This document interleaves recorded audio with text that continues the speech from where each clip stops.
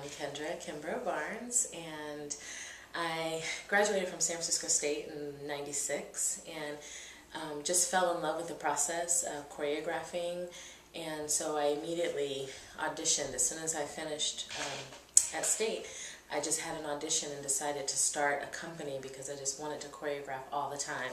So that's how it started. I just held an audition at Lines and got a fabulous group of like 10 dancers for my first time out, and after that just made sure to self-produce a concert annually so that we can, start getting our name out there, and I could have the satisfaction of working with dancers and creating new work. Well, it's definitely modern, contemporary based. It deals with life issues and struggles and spiritual challenges. I work a lot with my dancers and the challenges that they've dealt with.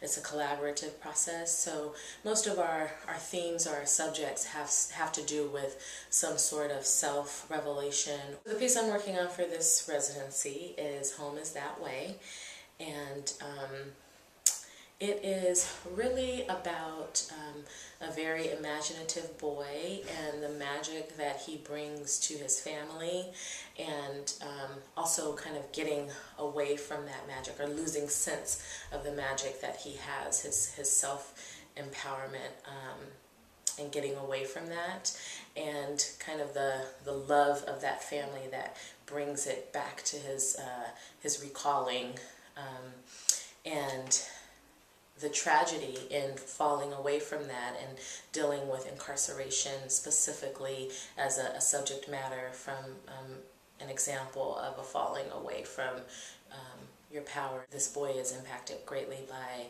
being incarcerated, and then it also tells of the magic returning and the hope for the situation. I hope people get out of my piece a sense of the human quality of prisoners and the reality that it's a very bleak existence, and the fact that people do wrong, people do horrible, horrific things, but there's still a human quality. Like, these are still people that are dealing with this institution, and not all of them are guilty, and I think that we become desensitized to a subject matter that is in the media and that is imposed on us through society, of how we're supposed to deal with it or how we're supposed to react to ex-cons even, or this type of relationship with people that have been incarcerated or are incarcerated. And so I want people to get a sense of the realness of what happens, and the fact that it really only takes a second to make a bad choice and your life is on a completely different path. And so having some compassion there, and then also just sharing in the power of support and love and what that does for a person when they're ready to accept it. The issues that I'm addressing, again, deal with family dynamics, how families are affected when a loved one is incarcerated, and also a little bit delving into self-reflection and choices being made, and how one gets to a place that leads them down a road of crime perhaps, or being incarcerated and having to live in conditions that are just unimaginable for us, but also how the response is from the outside and your treatment when you're going to visit your family. So really family dynamics around the whole issue of supporting and dealing with family and incarceration.